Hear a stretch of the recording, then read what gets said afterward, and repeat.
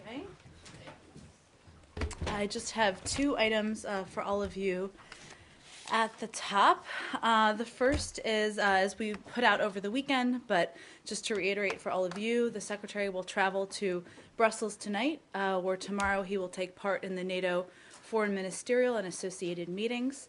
On Wednesday, he will chair the first ministerial level meeting of the Counter-ISIL Coalition, bringing together over 60 coalition partners to discuss the political mechanism for our joint efforts to degrade and defeat ISIL. He will also take part in the 6th U.S.-EU Energy Council meeting, the capstone of transatlantic energy cooperation. He will then travel to Basel, Switzerland, to take part in the OSCE Ministerial Council and to meet with Swiss President Burkhalter to discuss the role the OSCE played this year in addressing the crisis and monitoring events in Ukraine. And finally, on Thursday, he will travel to London to deliver remarks at the London Conference on Afghanistan, a platform for the government of Afghanistan to set out its vision for reform and for the international community to demonstrate enduring support for Afghanistan. The Secretary will also hold bilateral meetings on the sidelines of the meeting, including with President Ghani and Chief Executive Officer Abdullah of Afghanistan, as well as Prime Minister Sharif of Pakistan. We also have some special visitors in the back. Many of you know Amy Johnston, who's been with us since this spring, and I would be lost without her. Many of you may be lost in foreign countries without her, so thanks to her and all of her work. Her parents, Kit and Jim, are in the back all the way from Seattle, and her husband, Drew, from Portland, Oregon. So we welcome them, and hopefully they're still awake at the end of the briefing. With that, Matt? That might be a tough order. Well, I'm sure we'll get to all that, the Secretary's trip in a minute, but I wanted to start with the statement the Secretary put out over the weekend about the Hwangs in Qatar. They're still there. Are you aware, has there been any new push from people here in Washington, the Secretary or anyone else, to get to have them, actually allowed to be able to leave? Sure. Well, just to reiterate, the Secretary, and we put out a statement yesterday in his name, but for those of you who didn't see, he referenced in there a phone call he made to Qatari Foreign Minister Atiyah, urging Qatar to allow the Hwangs to leave Qatar. Our ambassador on the ground has also spent a great deal of time with them yesterday and has been in close touch with the family and the representatives. As we understand it, there is some paperwork that needs to be filed. That is something that would, of course, be in the hands of the lawyers. We certainly, as the Secretary's statement saw yesterday, want to see them return to the United States as quickly as possible. Sorry, who did the ambassador meet with? The foreign minister? She was with the Hwangs yesterday during the day. Oh. But and she's certainly been in touch with authorities since then, yes. All right. But are you aware of any complication other than just paperwork that's preventing them from leaving? Well, we were, as you may have seen and many of you reported, while the case was overturned, the travel ban was not yet overturned. And so that is, of course, the issue at play here, and one we're certainly working with all relevant folks to resolve. Okay. Well, I mean, is there an expectation that they will, in fact, be allowed to leave? Well, that is certainly our hope, and we're doing everything possible, working with all representatives to ensure that's the case. Yeah, I guess, do you have an expectation that they'll be allowed to leave soon? That is our hope, Matt. But obviously, as we've seen through the course of this, there have been new information in terms of what's required that's come up. So we're working closely with them at every step in the process. But we remain in touch, and certainly we want to see them return home. Okay. You're not aware of any new, since yesterday, new calls by the Secretary to the Foreign Minister? Not new calls, no. But our ambassador and our team on the ground has been in close touch with authorities. All right. There's no further legal charges pending against the Hwangs, as far as you're concerned? Not that we have seen, no. So have you any idea why the travel ban wasn't automatically lifted once the court acquitted them? I don't have any more specific details. We obviously weren't aware of additional paperwork that was required. Obviously, that's something that their legal team is pursuing, but I don't have additional details beyond that. Do we have any more on this issue? Should we move on to a new topic? Saeed, sure. Go ahead. Sorry. Go ahead, Alex. One second. The lawyer for the family put out a statement yesterday saying that they think the United States should have done more, not only in this just recent situation regarding the travel ban, but over the past 2 years. I know you've addressed this many times in this room, but what is the State Department's reaction to their latest statement that the United States could be doing more on their behalf. Well, Ali, I have to say that we've been closely involved in this case. The Secretary himself has raised this issue at the highest levels with Qatari authorities. Our ambassador on the ground and previous ambassador has raised this case. We've had a number of visits with the family. Obviously, our focus at this point in time is seeing them return home and be reunited with their boys. So beyond that, I don't think I have a further comment. And have you checked with the ambassador to ask if she was present when the family spokesman says a prisoner swap deal was proposed? That's not something that's under discussion, so I'm not sure what that's a reference to.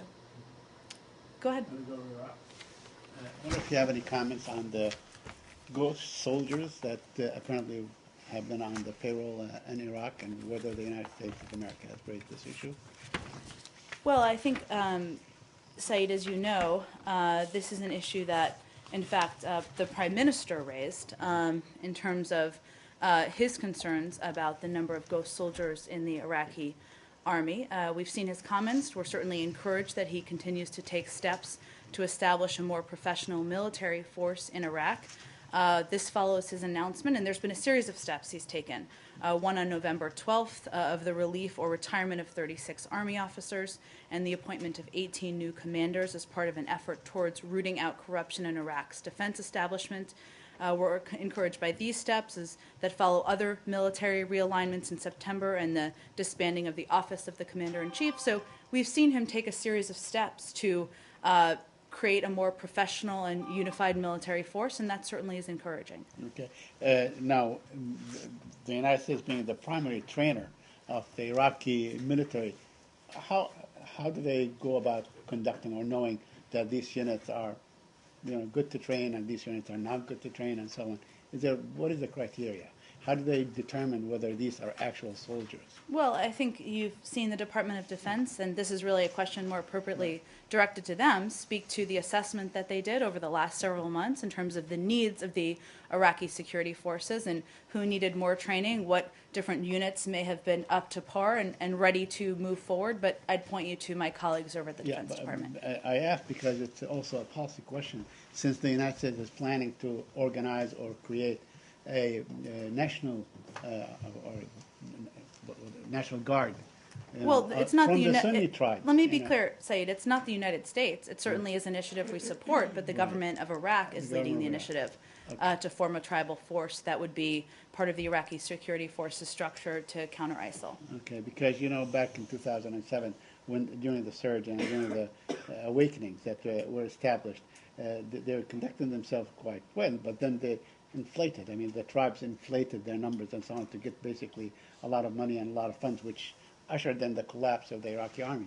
I'm saying, how would you guard against this happening again? Well, obviously, a number of steps have already been taken by the Prime Minister and by the central government to address this, and we certainly encourage those, and we'll continue to have a discussion with them about what more can be done. And finally, President Massoum, the Iraqi president, met with the Iranian ambassador yesterday, and he, of course, acknowledged the role of Iran, that Iran plays a good role in terms of aiding Iraq in its fight against ISIS and Al-Qaeda. Do you have any comment on that? I don't. I would point you to them. Sure. I'd like to ask about the meeting in Brussels this week. The coalition meeting? The coalition meeting, yeah. This is the first ministerial level meeting of the coalition. Could you just give us a bit more on what Well, you there heard? was, I think, yes, it is, but there was the meeting in Kuwait. in Kuwait. Yeah. And there was also the meeting that took place, I believe it was earlier, even before Kuwait. That was sort of an early meeting Right. of some of these Yes. European members, just to be totally clear. New York. Correct. There have been a couple of meetings, but go Right. ahead. Okay, so it's not the first ministerial meeting then, it's the... Well, this is the first. This is significant in that you have representatives from the 60 coalition partner countries, or many of them, who will be attending. Obviously, we're now a couple of months in, still early into this effort to degrade and defeat ISIL. It's an opportunity to take stock of where things stand, obviously discuss what needs to happen from here, provide updates on where countries stand. Certainly, General Allen will be playing a prominent role in this meeting. The Secretary will also be delivering remarks and I believe kicking the meeting off. So it's an opportunity to do that where many of the countries will be already in the region for whether it's NATO or other meetings happening this week. Do you expect something concrete to come out of it in terms of sort of where we go, a timetable or deliverables, as you like to say? Well, I certainly don't want to get ahead of the meeting, but I think the purpose is more to take stock and to determine, continue to coordinate from here. As we all know, the Secretary participates in a great deal of phone diplomacy, but always doing that in person he finds to be more effective. That's true, I think, of many of these countries as well, and so this is an opportunity to have them all there in person. And you mentioned again about the 60 coalition countries. Have any more come on board since the last list that you... We regularly update on our website. I don't have any new countries to update, but I would point you to there, and we can certainly check. I expect as we get closer to the meeting, we'll have a more specific list of the participants. Okay. And I wondered if you could give your reaction to a report that's in the Wall Street Journal this morning about that the United States and Turkey are coming closer to agreement on using Incirlik and other air bases to patrol a zone which would portion off a area of the Syrian border, which would be off limits to, according to the Wall Street Journal, to the Assad regime aircraft. Is the tenor of this report true? Is it correct?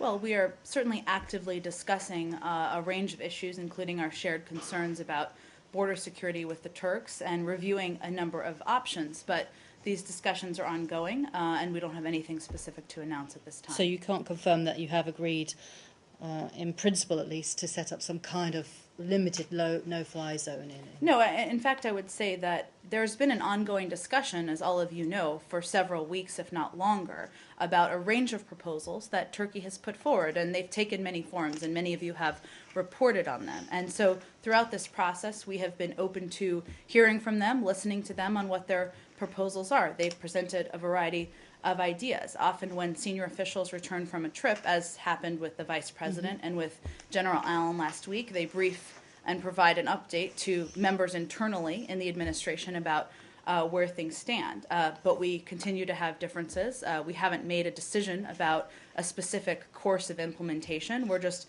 continuing to have a discussion with Turkey. Are you further along, though?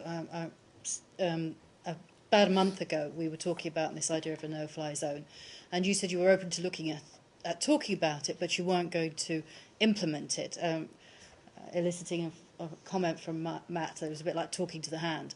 Are you further along? Are you actually now considering the possibility of a no-fly zone? We're continuing to discuss it, but we haven't made a decision about implementing any form of it. But you're further along then. You're discussing it, but you haven't made a decision. Well, Before you were ruling it out, you were saying we're not going to implement Well, it. it's natural that because there's been discussions that have happened for several weeks now, we'd be further along in discussions, but there isn't a proposal that we're prepared to implement. The problem is that for 3 years almost, the Turks have been calling for this. It's not just last month. It's been- Sure. And And it wasn't new it's- last week either. Right, but it has always been, as Joe points out, you've said, well, you know, the Turks can talk about it all they want to, and we'll listen to them, but we're not going to do it. So the question is that still the position? You can talk about it all you want, but we're not going to go along with it, or is it now you can talk about it and we'll consider it? Well, we have remaining concerns. Those haven't changed, but we've long said, not just 3 years ago, but over the course of the last several weeks, that we're certainly open to hearing from them on their proposals. But there's a difference between saying, okay, you can talk at us or talk to us about it, and it's not going to do any good because we're not going to change our mind, and there's a difference between that and you can talk to us and we will actually consider it. We're dropping our absolute 100% opposition to it. Well, I think we've been saying for some time now, several weeks at least, that we're open to hearing from them. That's not new today. So you're Yeah, open I to the know, possibility but- of implementing it then? Well, there's nothing that we're about to implement or we've decided to implement. No, but So- you're open to the possibility. The crack is there. Well, that's purely a hypothetical because there's nothing that we're prepared to implement at But this there's point in time. Jen, there's a difference between saying, talk, and we're not going to do it, or talk, and Maybe. we might do it. I don't know yet if we're going to do it. That was true several that's- weeks ago. We're There not saying isn't a it- we're- proposal we're prepared to But we're not implement. asking whether you've made the decision or not. We're just saying, has it progressed beyond the point of where you say, we're listening, but we're not going to do it, to we're listening and we'll consider it. I don't think that's what I said 3 weeks ago. That's the point I'm making, though. I don't think 3 weeks ago or 4 weeks ago I said we're listening, but we're not going to do You it. did. I said we're happy to hear from them and listen to their proposals. But It there's remains nothing. the You case said today. we're happy to hear from you, but there's nothing we're thinking of implementing at the moment. That It would remains seem- the case today. Okay. Does that pertain Go ahead. strictly to a no-fly zone, or does it include a buffer zone or a safe haven? Because apparently the Turks have three things that they want. They want a safe haven, they want a buffer zone, and they want a no-fly zone. Well, say there are a range of proposals that have different components of them. Okay. So we're continuing to have a discussion with Turkey about their proposals. That's where things stand. Okay, are these discussions, let's say, are they more serious on the buffer zone than they would be on the no-fly zone? I'm not trying going to figure out- characterize it further. Okay, let me ask you about the bombing. Now, a couple of days ago, you condemned the bombing of the Syrian Air Force, but today there was also a coalition bombing, or today or yesterday, coalition bombing of the same area. Do you find that a bit contradictory? I think you're familiar with what our objectives are with the coalition. Of the same, bombing of the same city. I don't think I have Raqqa, anything more the for you, same Saeed. parameters and Do we so have on. any more on Syria or ISIL or Turkey? One Sure, more. go ahead, I Joe. mean, just to maybe come at this slightly differently. Okay. If instead of calling it a no-fly zone, if we call it something like a safe zone, in which it wouldn't necessarily mean that you would have to. This isn't about what the name is. It's not a semantic issue. No. Okay, so at the moment you're prepared to discuss some kind of safe zone, but you're still not prepared to implement it. Correct. Jen, one more on ISIS, not on the no-fly zone in particular. Sure. On something unrelated to that. The FBI, I believe, last night put out a bulletin raising what they say is the threat level of ISIS to members of the military in a way similar to lone wolf attacks like the ones that we saw in Montreal. So I'm just wondering, does the State Department have a position on this FBI heightened awareness, and are you implementing any specific measures as a result of it? Well, as you know, I don't have any measures to roll out for you here. We obviously have our own system and process of providing updates on whether it's the worldwide caution that we update on a regular basis or country by country specifics. And obviously in those updates, we often speak to whether it's journalists or others who we've seen particular threats. I don't have anything new on that particular announcement. though. So on this particular one, there have been no changes to any posture here? I or will this check and anywhere? see, Ali, but not that I'm aware of. Okay. Any more on Turkey? Turkey, go ahead. More on Turkey. When you hear from Turkey, it looks like Turkey already submitted their proposals regarding no-fly zone or safe zones, but you still are saying that you are open to hearing their proposals. Yes. Is there any way you can shed light on to? It's an ongoing discussion, as it should come as no surprise, given they're an important partner. They have a range of proposals. They've taken different forms. We're continuing that discussion. There's nothing further really to shed light on for you at this point in time. So you don't have any other follow-up proposals from Turkey, or do you have follow-up Well, proposals? Turkey has put out and talked about a range of proposals over the course of the last several weeks. They've spoken about that publicly, so I would point you to that. Any more on Turkey? Go ahead. Yeah, you said that the U.S. is not ready to implement this proposal, but if the Turks are ready to implement it, will you support them? I don't think that's what anybody is talking about at this point in But time. in Michelle. case, It's a hypothetical and not relevant to what the current state of play is. Do you have any more on ISIL or no? ISIL Turkey? Sure. An organization with ties to ISIS is now claiming responsibility for the August death of an American oil worker. I'm wondering, does the State Department have any reaction to this, or have you been in touch with the family? Well, obviously, with any American citizen, and I believe, if I remember correctly, his death was announced previously. Let me just see, I have something on this, I believe. So let me just reiterate that we deplore the August 6th, 2014 attack in the Western Desert that resulted in the killing of U.S. citizen William Henderson, who worked as a contractor for the Apache Corporation. We have been in contact with his family and are providing all possible consular assistance, but we have, of course, seen the media reports you referenced, but we're not in a position to confirm those reports or the source of his death. Reports came out? I'd have to check. I'm happy to do that, Ali. Go ahead. to clarify, I mean, so you are confirming that he was killed by terrorists, but you cannot specify who was the terrorist? Well, we are confirming he was killed. I don't have details on the source or who was the cause, who or what was the cause of his death. So that story, which is like circulating today, and a while ago it was circulating in the New York Times, it was linked to ISIL or ISIS. Is this any based on any? There is any truth in this story? Or? Again, I don't have anything to confirm for you in terms of the source of his death. Go ahead. Do we have a new topic? Are we done with ISIL, Syria, Turkey? ISIL, Syria, Turkey? One question on ISIS. Go ahead. Earlier this week, Nechirvan Barzani of Kurdistan, the Prime Minister, said that the world shouldn't expect the Kurds to help with saving Mosul until the residents there are willing to take the fight. Do you expect the Kurds to participate in the fight against ISIS in Mosul? Well, what we've seen is that Iraqi leaders across the political spectrum continue to work together to evict ISIL from their country. Certainly the Kurds are part of that. As it relates to Mosul, we believe this needs to be done in a methodical, coordinated, and planned way, and that's obviously something that we're not going to predict or outline from the podium, but we certainly expect and hope that all parties in Iraq will continue to work together in the effort to degrade and defeat ISIL. Thanks. Go ahead. There is a story in the Wall Street Journal today regarding the case of the refugees, those who asked visas, and their status, which is like hanging now, and they are not approved by the process is not going on. Do you have anything to say from this podium or this building? Sure. Well, let me first convey that in FY 2014, nearly 20,000 Iraqis who had worked for a U.S. entity and their families were brought into the United States through a refugee program, bringing the total number of Iraqis who have benefited from this refugee program to nearly 115,000.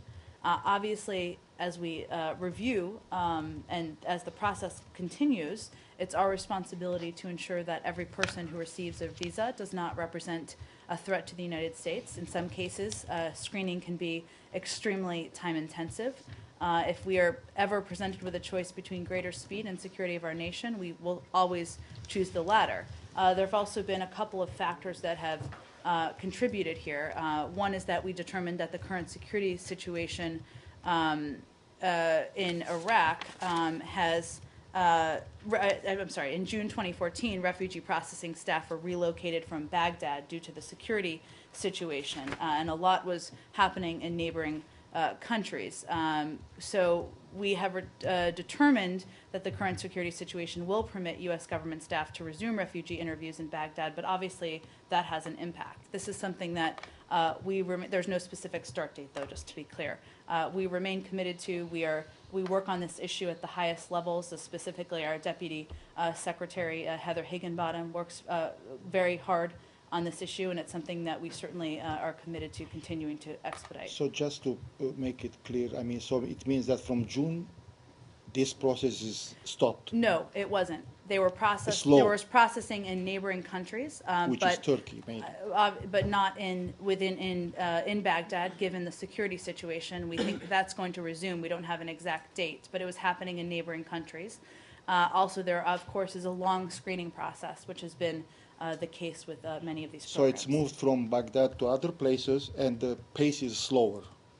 Well, we've taken a number of steps to expedite it, both in Iraq and as well as Afghanistan, where there's also a program. And that's something that we've worked very hard on over the last couple of years. So that is just one of the factors that's contributed recently. Thank you. Iraq or any other issues on Iraq? Okay, go ahead, Nick. Can we move to Iran? Sure. So 1 week after Vienna, have you set up with your P5+1 partners and with Iran a new date and a location for the next round of talks? Well, as the Secretary mentioned and others mentioned in their remarks before we left Vienna and others left Vienna, the plan was for the teams to meet again in December. That hasn't been set yet, but we're working certainly to set that date and location. And we certainly remain in touch with our P5+1 partners in the meantime. Yeah, please. Oh. One more on Iran. Okay. I don't know if you like cars, but there is a motor show. I don't have a car, but go ahead. There is a motor show which opened its door yesterday in Tehran, and a lot of car makers, French car makers, Japanese, Korean, and even American car makers express their willingness to come back, to return to the Iranian market. So have you something to say against this business-to-business contacts, or are you willing to tell your partner that Iran is not open yet for business? Well, that has long been our view, that Iran is not yet open for business. I think that's obviously still the case. I don't have all of the specifics of this particular show or who may or may not be participating, so let me check in on that with our team, and we can see if we can get you a more comprehensive Can I comment. just ask, are there any plans for the Secretary to go up to the Hill and brief on the latest round of talks in Vienna? Well, he's been closely engaged with his colleagues on the Hill on the phone over the course of the last week or so, and even while he was in Vienna.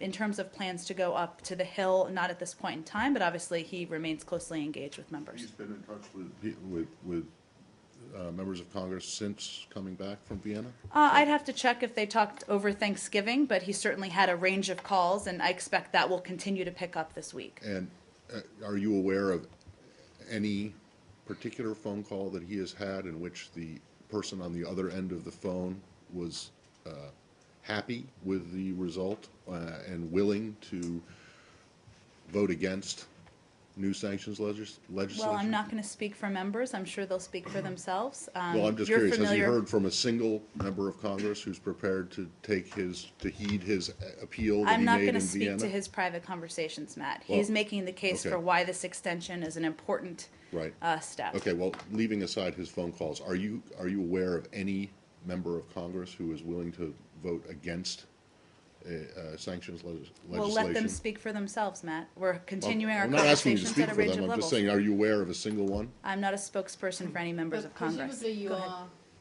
Presumably your position remains that you do not want to see Congress impose any new sanctions ahead of the dates that you've now Absolutely. set. And in the Secretary's calls, when relevant, he has been clear that just as we've asked Iran to uphold its commitments under the JPOA, we must do so as well. That means we can't put in place new nuclear-related sanctions while the JPOA is in effect. And the JPOA, sorry, Saeed, remains in place, even though it had a one-year timeline on it. I just wanted to know how legally you justify the extension to June 30th. Well, it was mutually agreed. The extension was mutually agreed between the parties. So yes, the initial was a year, but obviously we felt it was necessary and it was useful and productive to extend, as did the P5+1, our P5+1 partners, as did Iran.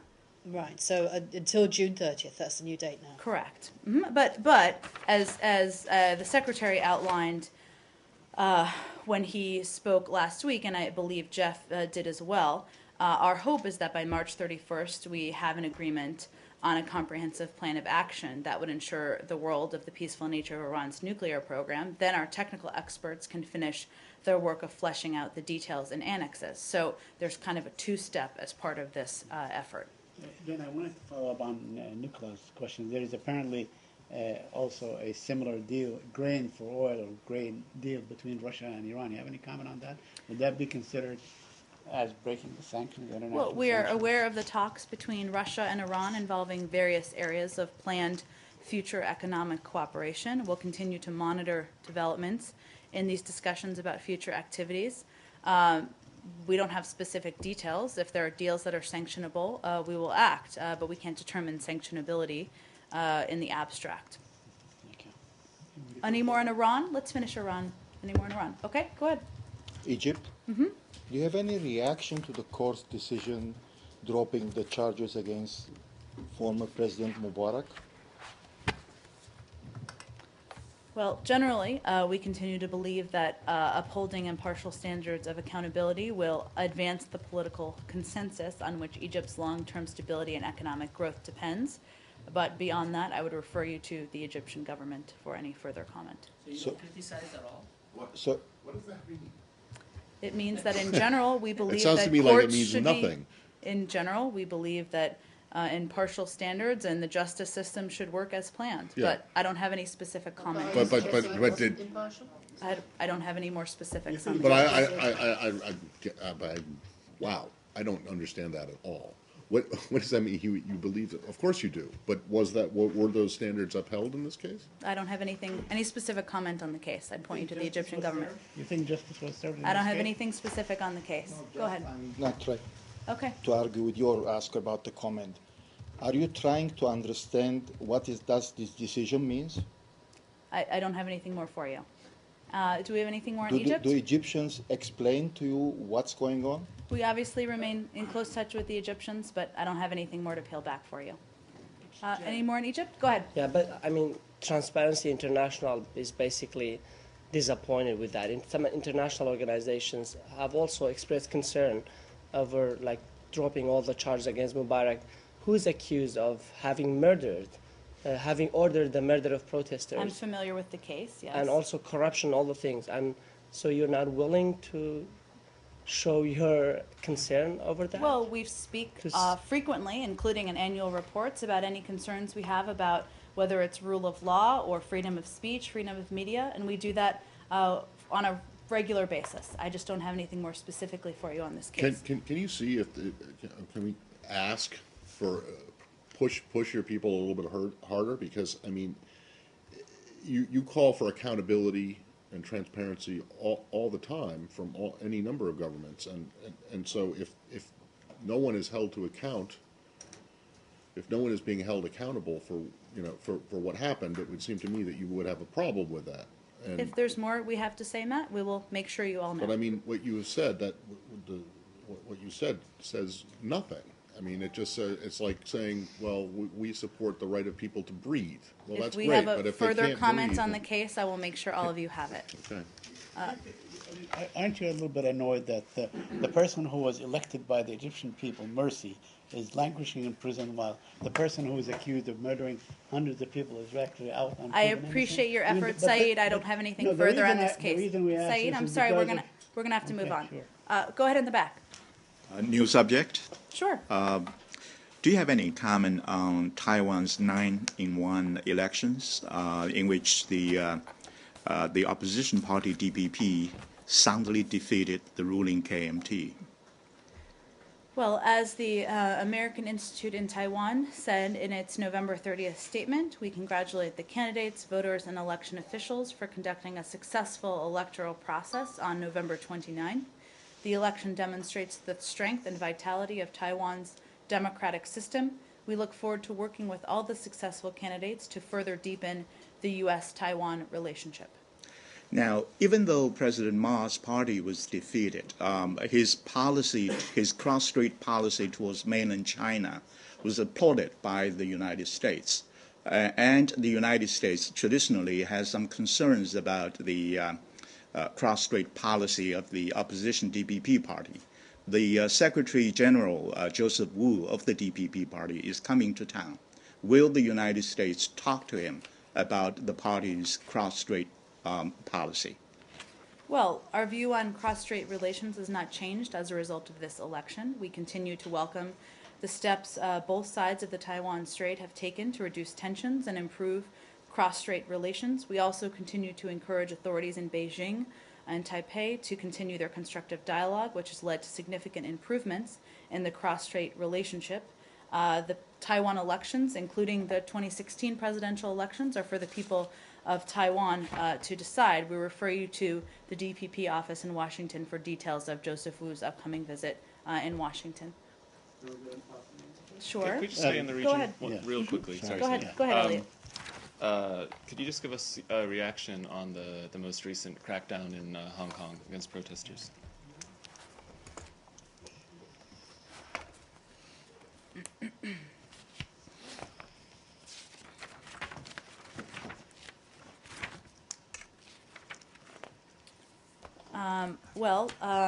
We continue to call for protesters to express their views peacefully and for Hong Kong's authorities to exercise restraint.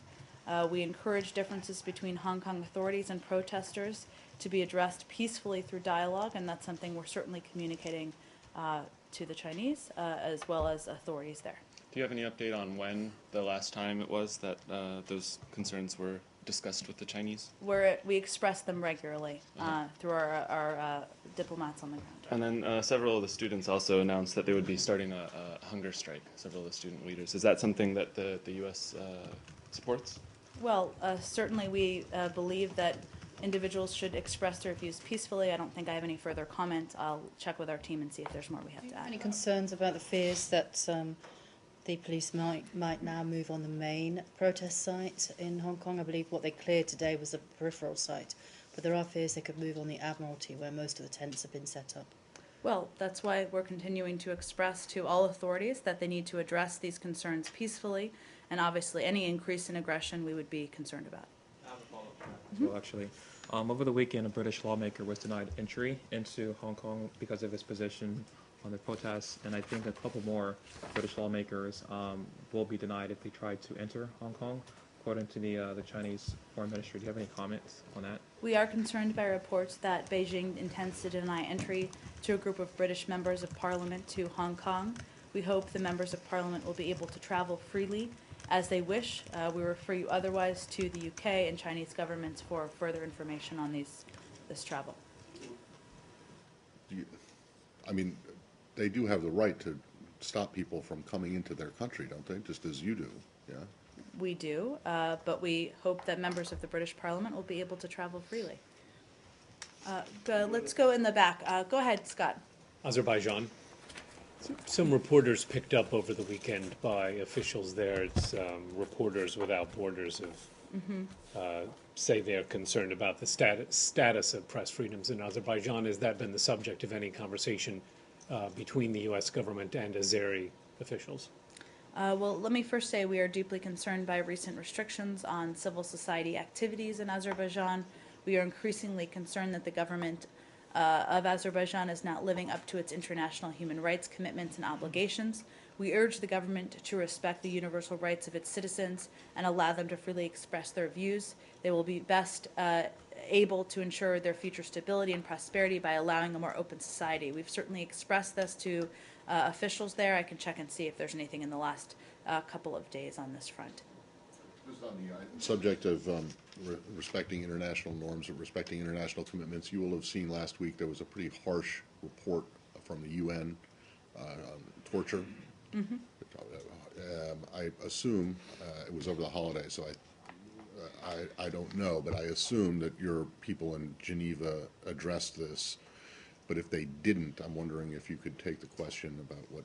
Sure, I believe they did, but I can check with our team and get you those comments, or if not, we'll get you a comment. Thank you. The Palestinian issue? Sure. This past weekend, the Arab League supported the Palestinian effort to go to the UN. I was wondering whether anything has been shared with you on the draft of the proposal, or is it likely to come up before the Security Council this week? I don't have anything new on this, Saeed. Obviously, we've been discussing this for some time now, but nothing new to add from here. But do you have any reaction to this particular meeting in Cairo that took place this past Not weekend? to this particular meeting. I think we've expressed our view on this issue quite a few times. While we were in London, there was that attack on the synagogue in Jerusalem. The secretary came out. He was very strong about calling for an end to incitement. And I'm wondering, one, have you seen any progress since then in terms of limiting of or ending incitement, or if this is, or if you think the Palestinians still need to do more? Well, we continue to believe that both sides need to do more. Obviously, over the weekend, there was the reported stabbing of an individual in the West Bank, which we would strongly condemn, as well as the burning and defacement of the Hand in Hand school in Jerusalem, a grant recipient from USAID. Ambassador Shapiro visited the school today to show our support. So we continue to urge both sides to work cooperatively together to lower tensions, reject violence, and seek a path towards peace. Obviously, we still continue to believe that the basis of their discussions and the desire to do more expressed needs to be something that can be further implemented, but it should be the basis for moving forward, and it requires leadership from both sides to do that. Okay.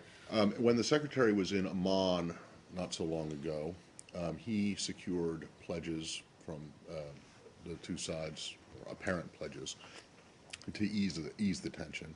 we saw some of those steps come, and then we saw, the synagogue attack and the other things that you've just mentioned over the weekend. One party to that was Jordan. The king will be seeing the president, I believe, this week, soon.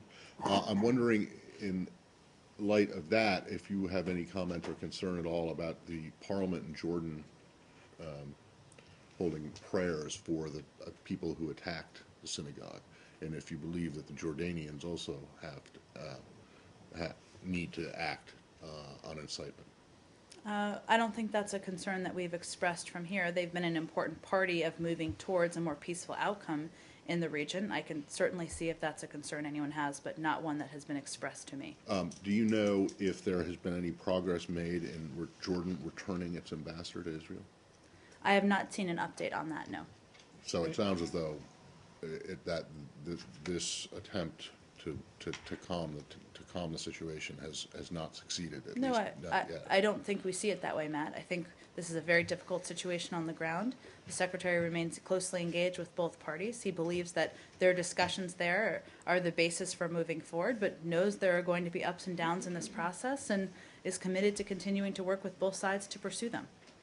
On the Jordanian monarch's visit, he gets in today, and he's not meeting the president till Friday, and the secretary is traveling and so on. Will he be meeting anyone in the State Department? I'm happy to check, Saeed. Obviously, I'm sure they've put out their public schedule. I would really point you to them on more specifics of his travel plans while he's here. I was wondering whether there are any plans for him here in this building. I will check and see if there are any plans. Go ahead. Yeah, did any member state of the Arab League, specifically Jordan, discuss with you the draft resolution to the Security Council concerning the Palestinian We've state? had a range of conversations with a range of parties, but I'm not going to detail those further. But not about this matter? I don't have anything more specific to discuss from here. Go ahead. Different topic? Sure. Pakistan. Do you have a Pakistan? readout of the Secretary's meeting with Sure. Pakistan's Army Chief over the weekend? Secretary Kerry met with Pakistani Chief of Army Staff, General Rahil Sharif, yesterday, November 30th. They discussed several items of mutual interest, including ongoing efforts toward regional peace and security. The Secretary recognized the tremendous sacrifices the Pakistani military has made in its efforts to improve the security situation in Pakistan and acknowledged Pakistan's commitment to counter all forms of terrorism and violent extremism. Thank you. Go ahead. Do you have any information on the North Korean Kim Jong-un's aunt Kim Kyung-hee's death? I mean, death of North Korean Kim Jong-un's aunt Kim Kyung-hee. She is also Chang Sung-taek's wife. I don't have any information on his aunt. No. Go ahead. On North Korea, Sony Pictures is investigating whether North Korea is responsible for a hack into its computer system. Do you have any updates? And is the State Department investigating? We've seen the reports. We'd refer you to the FBI. Go ahead. Going back to Syria for a couple questions. Today, UN World Food Program announced that it has to suspend its food program just before the winter. Do you have any reaction to that? We are concerned by the World Food Program's announcement that it has suspended food vouchers for more than 1.7 million Syrian refugees in neighboring countries due to a funding crisis.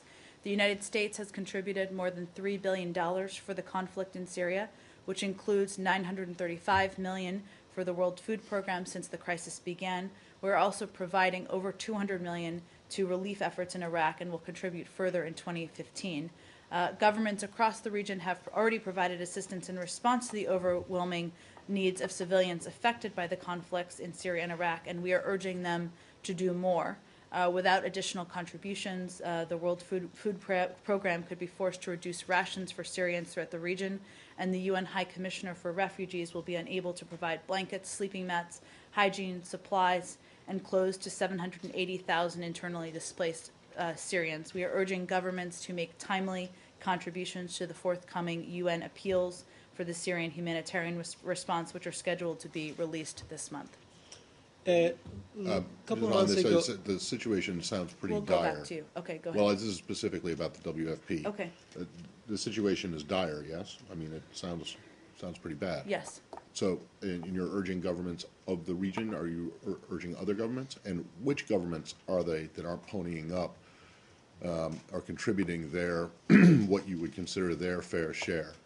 I don't think it's productive for us to name names, but I think there's countries in the region that can do more, should do more, and we'll have conversations with them privately about whether they can do more. You don't believe the naming and shaming gets people to pull out their checkbooks? We haven't made a decision to do that, no, Matt, but there's no clearly question there's not, more but- countries can do more. Clearly not, but I mean, you know, this is like the Ebola situation where this, you actually did call out countries, some countries, by name. And I'm just curious, we're talking about a much larger group of people here. Why not call out countries that are not, you know, pulling their weight here? Well, we certainly think all of you can go determine who can do more and who has the capability to do more, and we rely on all of you to do that. Go ahead. Doing more. We'll go to you next. Can we finish? Go ahead. A couple months ago, you were going to check about the numbers of the Syrian refugees that the U.S. has admitted. It looks like it's still about 63 people for the last year. Do you have any more? I don't have any update on that. We can check with our team who handles refugees and see if there's an update on the numbers. And the final question on Syria. The one argument is being made that the train and equip program for the Syrian rebels. First of all, is it started yet, or do you have any calendar for that program? DoD would be the appropriate agency to lay that out for you. Okay. The question is, once these thousands of Syrian rebels being trained and sent back to Syria, if there is no fly zone, they'll be basically barrel bombed by the Syrian regime. How are you going to protect those Syrian rebels vetted by U.S. and the West? Obviously working to ensure that they're not only trained and equipped, but they are in a position to fight against ISIL, and we fully expect they will also use their training and equipment to fight against Assad. That's a part of the discussion that's ongoing at a mill-to-mill level. So they may have some kind of air defense against it? I'm not going to get ahead of where we are. There's a train and equip program that will commence. I would refer you to the Department of Defense for that. We're having ongoing discussions with countries in the region. Go Yes, ahead. please. When you mentioned the idea of the food aid, the issue of the food aid, you mentioned the word funding crisis, and they stop. Do they stop everything because of funding crisis, or minimize the size of their aid? Well, I'd refer you to the World Food Program on what specifically, what the impact will be. But they announced that they will have to suspend food vouchers. So that's one particular step. And the concern is that if there isn't additional funding, there are a range of equipment, and you often ask about winterization and how to prepare for that. Things like blankets, sleeping mats that certainly displaced families and individuals in Syria rely on. So the other question, I mean, people can wait. I mean, not people can wait. I mean, countries can wait, but the winter will not wait for them. I mean, it's like, do you expect that within the coming weeks, you will raise the issue?